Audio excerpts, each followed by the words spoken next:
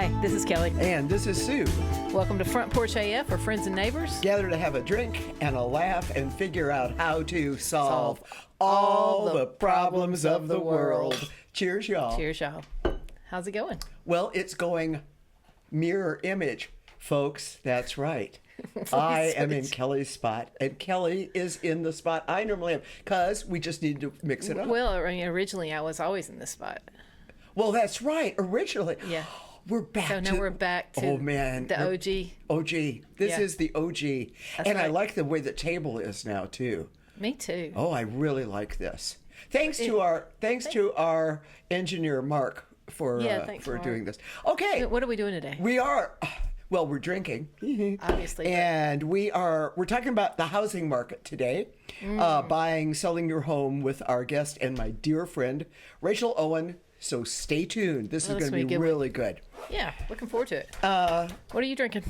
I'm back on the vodka. So That's yes, good. Yes, it is. You know, I know Tito's is happy about that. Tito's is happy. But you know who's even happier? No. Stoli. Oh. Stolchen. Yeah. That's what you normally drink? That's what if I could get it, I would get Russian Standard, because that's vodka.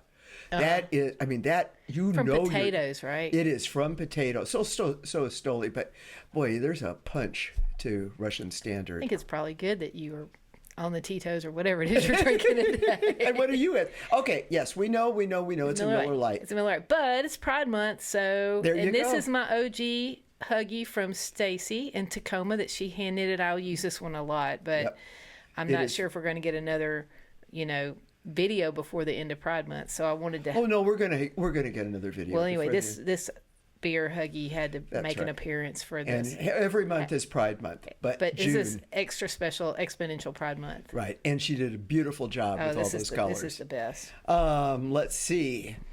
Those are our drinks. That's all right. What about neighborhood notes? I think you've got some things. Dun, dun, dun, dun, dun. Okay, I spent the last weekend musicking out. You did. I did. One of the things that I went to was our dear friend Tower Defense's show. Oh, Jeremy's band. Yes, with a headbanger act opening for them, Hydra.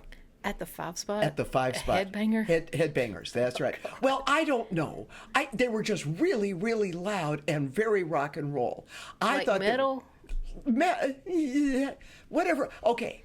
The very first Grammy for metal music went to Ian Anderson and Jethro Tull, which is not a metal band, so I don't know what the hell metal is. Anyway. But they were really, really loud. In fact, they were so loud that at the beginning, the band leader was passing out earplugs. Did you take some? I did not, because as I said to the bartender, Harlow, listen, if the 70s didn't do these ears in, then this little band from Nashville, I'm not going. By the end of the first song, I was saying, Harlow, you were looking please, for the earplug. Harlow, please. I actually just meant, let me get into my bag. I brought the earplugs with me. At least there they are. Oh, that's See great. These? Robin took me to see the Black Crows. The Black Crows. One of those. You wild pop music maven. Anyway, I was wishing I had earplugs too. There's just that loud. It hurts when it's too loud. Well, but I used to be proud of the fact that my ears could take anything, and I am no longer, rock and roll hoochie coo if I can't stand there. Oh my gosh! But what else? There was some other music you saw this weekend. Yes, I do. But oh my God, I forgot to say it. Okay, we went to the Old Crow Medicine Show record release at the American Legion. At the American Legion record release, album release for their new album, Union Made. It was awesome. Oh, I know it was. It was one of the best shows I have ever seen in my entire life. An intimate setting. Awesome. Yeah. And we had somebody. Oh, is that in the mailbag? Oh, it is. Once again, I have leapt ahead to a mailbag item. Read your show notes. This wouldn't happen. Well, I was going to say there's two other tiny little things. First of all, the Nashville Metro government is considering whether or not to grant a data center. Oh, I had that in my neighborhood notes okay, too. then I'm going to let you do it. No, go ahead. No, You started over to you. Well, then you can finish it. Because they're going to try to put a data center near the zoo. And that is not going to happen. That's not cool. Over 300,000 people have awesome. signed the petition. And by the way, the Planning Commission is meeting tonight. By the way, we are taping this. Do we know it's not going to happen? No, we don't. But there's a whole lot of pressure. Large community uprising against it. We're taping this kind of early because of summer vacation schedules. So by the time this airs, we will have a much better handle. But they will probably kick the can down the road for a couple more council meetings. No data centers, especially near the Nashville Zoo. Well, interestingly enough, I emailed our councilwoman and said I'm strongly opposed to any data centers in Davidson County. And she goes, well, good to know. There's already 13. And I did not. Tanya told me that too. No idea. I don't know if they're smaller than this or how they are here and we don't know about them. But... Well, they may not be as populated an area as this is, or as sensitive. Right. But also, here is the real neighborhood note. When we were on your porch last Sunday, drinking a light cocktail, a light breakfast cocktail. Our breakfast cocktails. And breakfast, mimosa, you were telling me a wonderful story about a tractor encounter. And you said, I almost called you to have you come over and film this. Oh, yeah. That's right. But I couldn't have because the tractor encounter, it was two tractors meeting. Well, it's in my neighborhood notes it's your neighborhood notes. But anyway, guess what my idea was? Oh, I know. This is the best part. This is the best part. I am going to make sure that we get a front porch AF drone with a camera. And that way, at a moment's notice, that's right. We can launch that drone and film interesting happenings in our two houses. We can deploy it. We could deploy it all the way anywhere. We could deploy it anywhere. Nikki's or Robin's or Dee's. Corey's. We could go to Dee's. Go to Corey's. We have to be careful too, though, that it didn't get shot down. And privacy concerns. We would have to, Yeah. But I think it's a great idea. Stay tuned. Front Porch AF drone is coming. And now your neighborhood notes. Oh my God! And I have talked so much. Go ahead. Well, so mine was about. I was on my tractor, and my friend Jackie was coming down the road on his tractor and saw me, so he pulled in. So we had a meeting of the tractors, and I was like, "What are you doing?" And he had his bush. He should be cutting hay right now, and he was coming down with his bush hog hooked up, and he's like, "Oh, well, so and so over here didn't mow their grass, and somebody called codes on them." And they were going to get a $900 fine. No. Yes, if they didn't cut it. So Jackie said he'd cut it for $500. And the person said, okay. Opportunity when opportunity knocks. Exactly. And he has big bush hog. All he had to do was just drive through one time and he was done. And he has that big wide one. But that was funny. And I said, well, I'm so glad that nobody called codes on me. And he said, well, my mom stopped me the other day and told me I should check. Have I checked on Miss Kelly up there? Was she okay? And I was like, believe me, that's not the first wellness check I got. That's right, and you finally did. But I finally did. And the dogs are happy. Everybody's happy. And the mailbox that got creamed is happy. Well, it's a new mailbox. The other one is RIP. Yeah. Rest in pieces. Yeah, exactly. So, mailbag. Mailbag, what you got? Okay, well, now I'm going to tell you about Old Crow. Okay, so the Old Crow release shows at the American Legion. A listener recognized me. And came across. I felt like famous. A VIP, almost as big as Corey Yance and Catch Seeker up there. Very close. Very close. It was.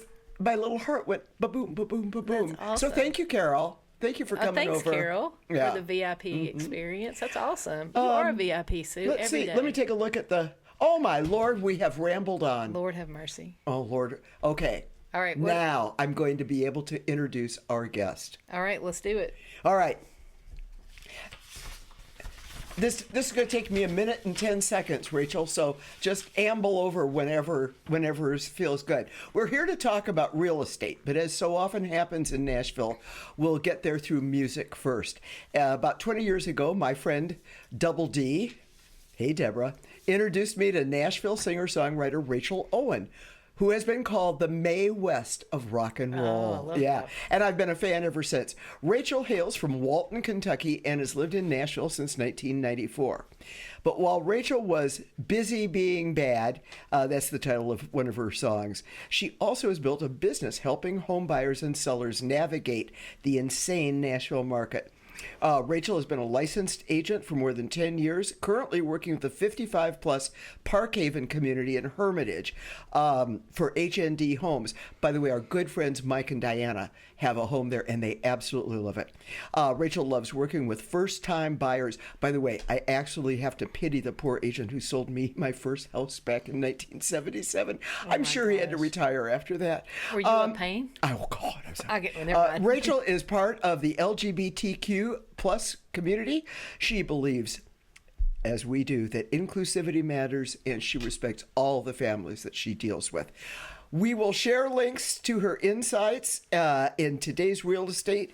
She's here to share her insights into the real estate market with us. And there she is. Hey, Rachel. Ladies and gentlemen, Hello. welcome, Rachel Owen.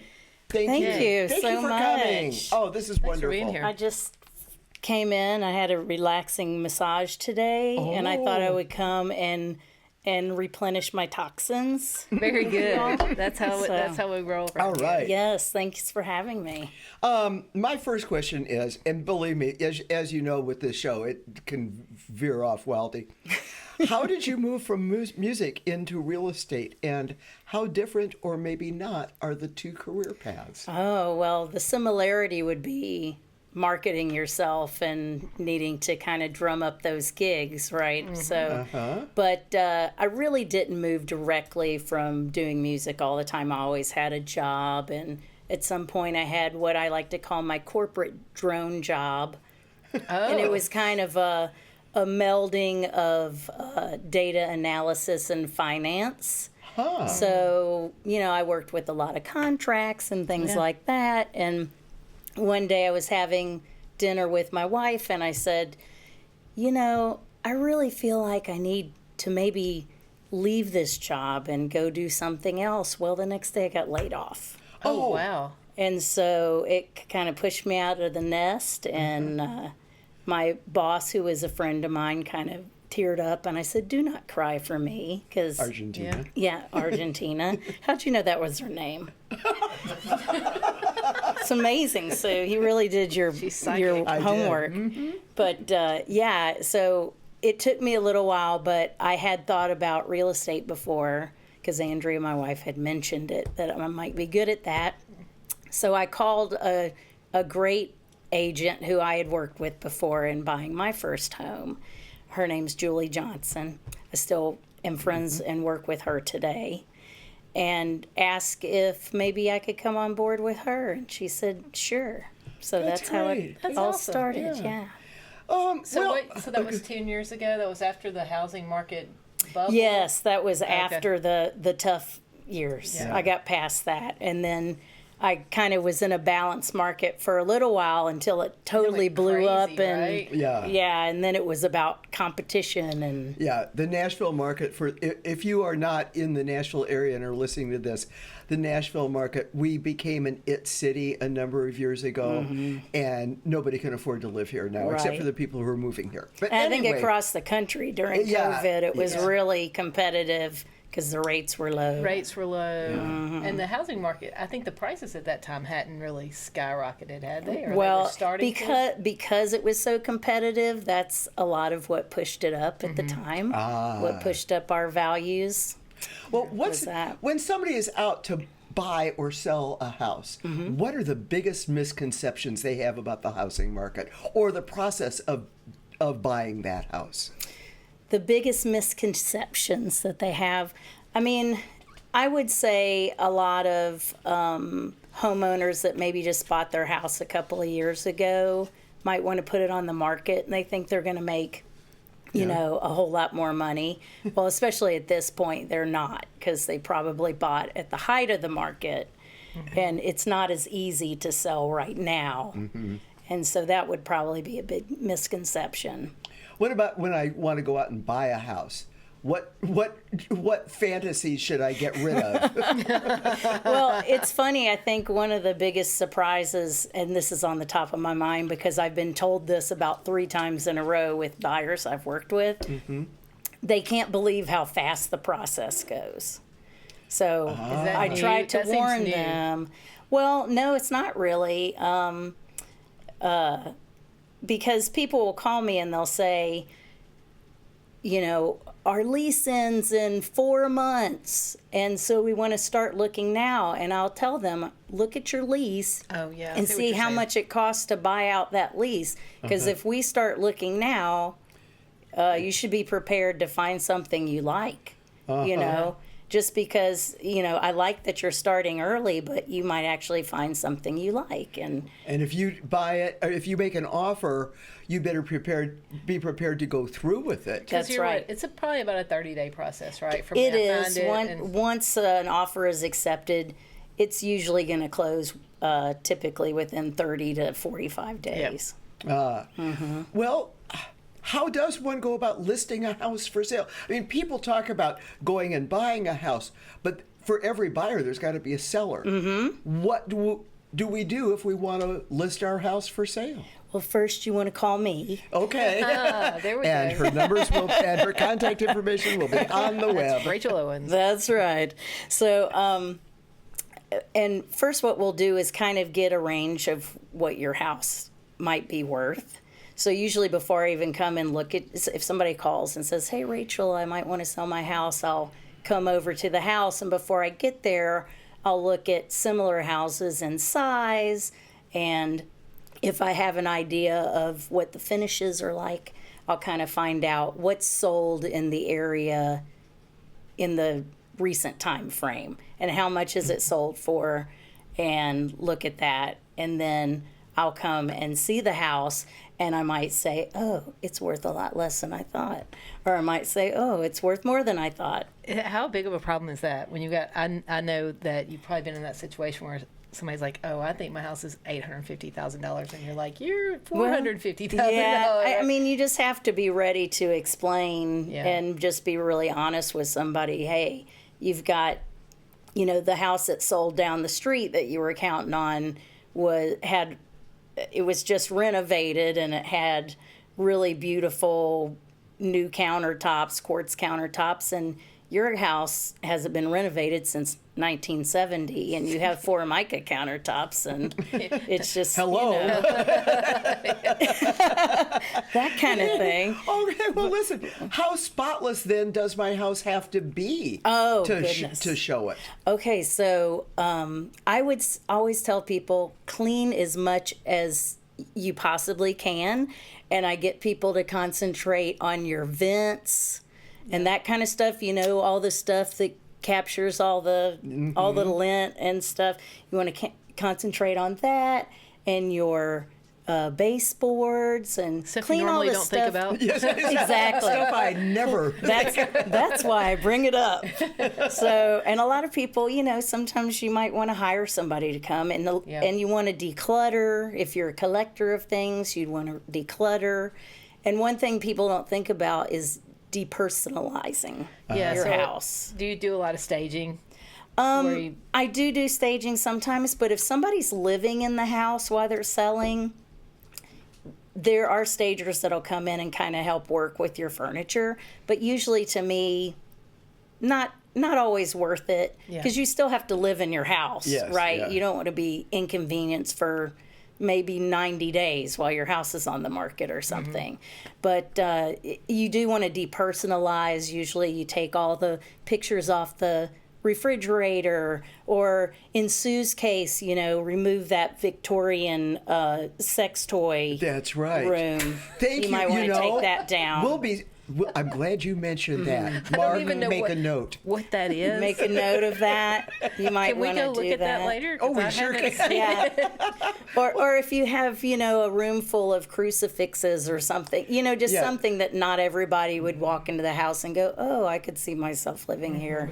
I usually suggest gently that somebody remove those items. I have a question. All right. As a person that represents buyers, what's the craziest house you've ever walked into that you haven't you weren't prepared for? Well, I have a few. The craziest would have to be someone that had a renter, and the renters are not always that cooperative. And so I walked in the house just to see it. Luckily, I wasn't with a client or anything.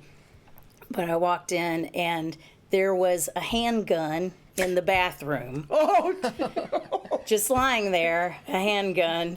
And then there was a poem, a really dirty poem that was in lipstick on the I hope you mirror. took a photo. I did take a photo. I did. I'll have to see if I still have that. And then there have been ones. There was one place that I went, and I found out later that the people were in the movie business or something. But I went and I was with a buyer, and I opened the garage. And there were about 100 mannequins in the garage with S&M gear on. Oh, they were in the movie business. Yeah. Okay. Oh, yeah. Could have been. Could have been. I don't know what kind of movie. I hear, and everybody hears, that it's location, location, location. Is that true, or is there another or other factors that are as important or in selling a house? Well, somebody said that, I think, in like 1927 about something in Chicago, and it kind of stuck. And it is true, like, location means a lot as far as a property holding value or climbing in value, that kind of thing, and as an investment. But every buyer has their own thing, you know, what they want. They might want a couple of acres to do a little homestead stuff, or they might want to have a condo so they never have to mow the yard again, or, you know, anything. They might want a big house with a room for granny. Yeah, it just depends. You're right. It's a very personal. Absolutely, it's the most personal thing. It's your home. Yeah, it's your home. It is your home. Well, what I had one buyer recently that really. They were dead set on having a courtyard in a condo they were looking for. Okay. And luckily, before they called me, they had found it, because I would have been like, oh my God, what am I going to do? Like a New Orleans kind of style Yeah, type thing? yeah. Oh, They were kind of looking for, they described it to me as old Nashville. So we found it in Green Hills. Of course. It was like a little condo, and it had a courtyard. And so... yeah, everybody has things that they really think about a lot, and it's in their fantasy as their home. What would be the red flags that, say, a buyer walks in, falls in love with a house, and decides to just ignore a few things? What are some of the biggest red flags? Well, I always tell a buyer to, when they come into a house, it might be so cute, like they're cute, it's cute. And I say, spend some time in here and kind of walk through it like you're going to live here.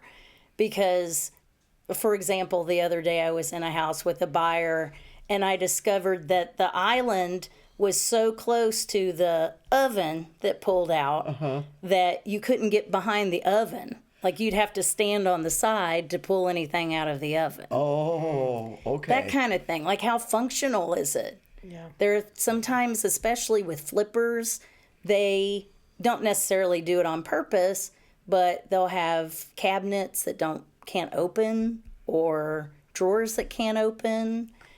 That kind of thing. You want to go through the house and use every part of it. Yeah, as kind of though go you through the live motions. there. Yeah. Kind of go through the motions and just see if that house is really going to function the way you think it's going to function. Well, I may be misremembering, but both you and I fell in love with the houses, the properties that we ended You're up with. misremembering for Oh, sure. was I misremembering? Oh, that's right. You had so much work to do to yours. You Yeah, wouldn't the first time I walked through my house, when I walked out the front door, there was a trail of smoke behind me. I went through it so fast.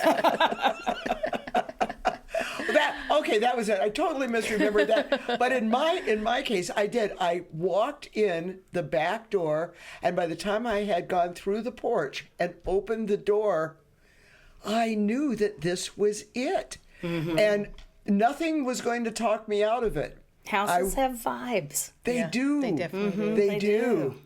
I don't want to say anything bad about my house. It has a good vibe. At that time, it didn't have a great vibe. So let's, it's great. You can always, smudge your house or something. Well, Sue, I have a quick question about... Absolutely. Two things.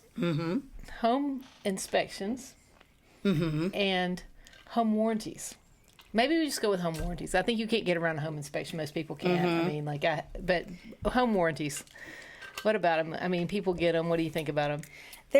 There are companies, like when I'm working with a buyer, I usually don't. Sometimes if they insist on asking for one from the seller or something, I'll find them the best company. But in general, some of them are pretty good to cover if you get all the extra stuff to cover the HVAC or something. Yeah. But you really want to read the small print with the home warranties.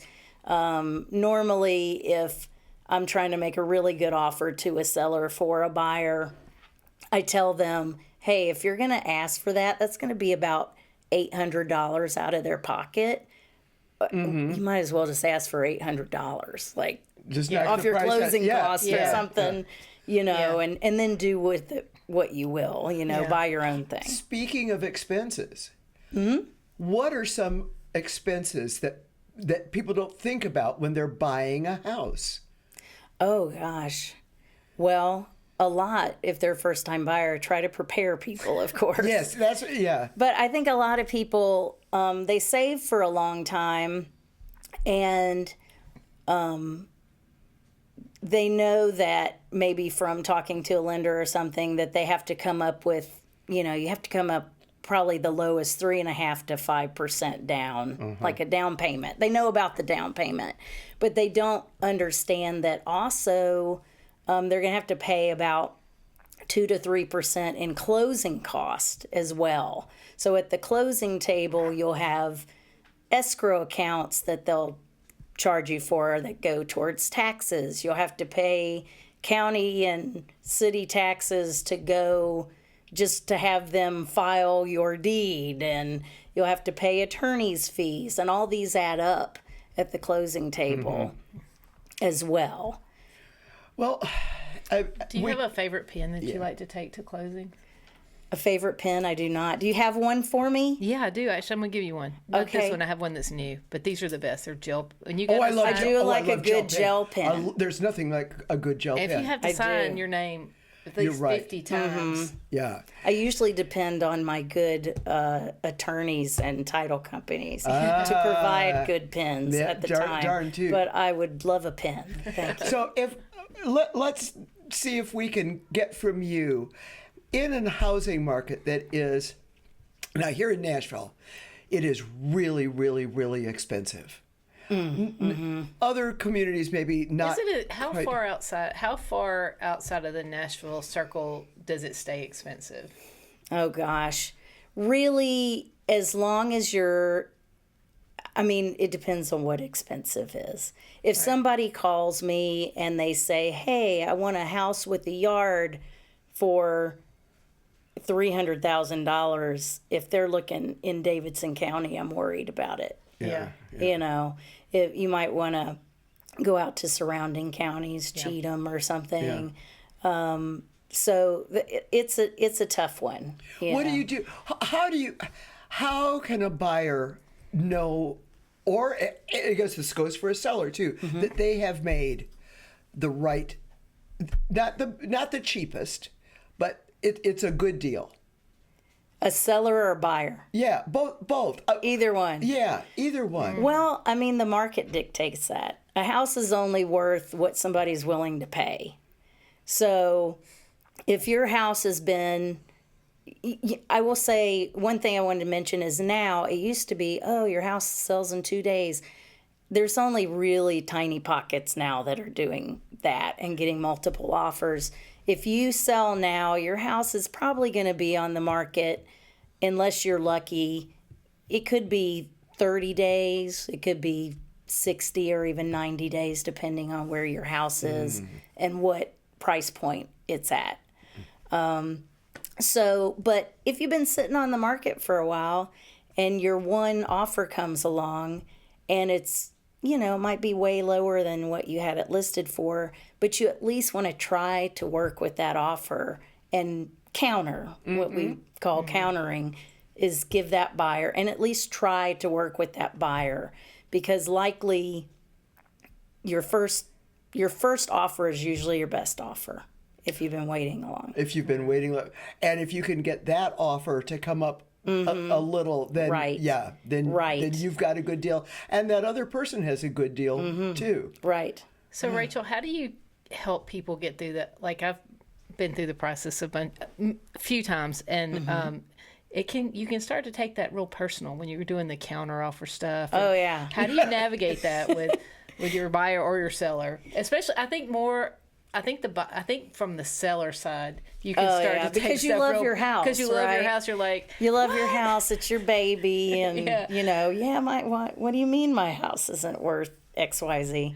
Yeah. You just have to be really honest with your client about stuff, and you're gonna hear, well, their house is, they have a shitty basement, or something like that.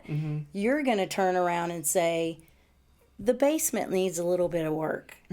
Yeah. They might want to do some stuff to the basement. Yeah. You're going to put it in a different way. Tactful. You're going to, yes. Well, listen, we before we wrap up, I want to move from Switch real gears. estate to music. What's up musically next for Rachel Owen? Oh, well, I haven't been playing out a lot, but recently local fabulous singer-songwriter Shelley Tackett. Yes. I knew Tackett. Tackett asked me to be a part of a writer's night at Homegrown Tap Room. Oh, yes. Yeah. For Pride, so we're all a bunch of lesbians, I think. And what date is this? It's on the 20th, Okay. June 20th. All right. Okay. From 7 to 9. I think that's right. 7 to 9. Homegrown.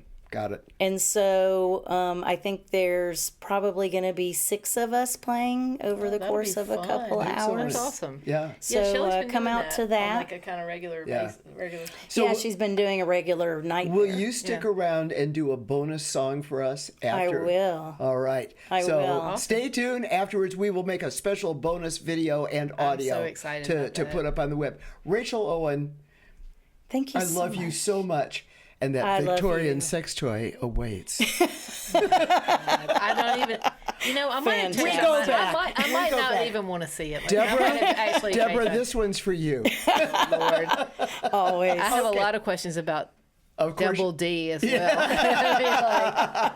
That's her initials and her bra size. That's right. So anyway, thank you very much, Rachel Owen.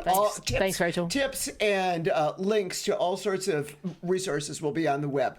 Okay, what have we got coming up next? Podner. I'm not on the right page. No, you are not.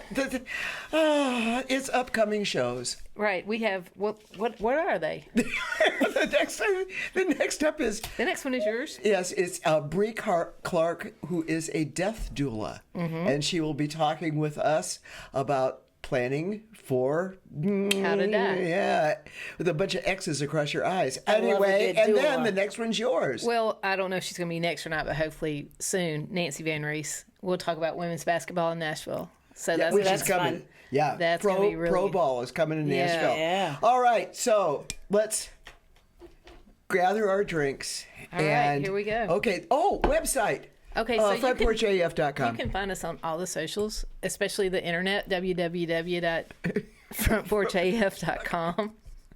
Which isn't the social, it's just the internet. But go ahead, tech lady. And Instagram.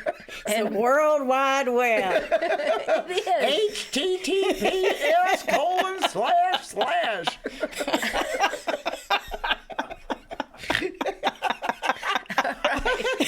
Okay, until we gather again on our audio front porch.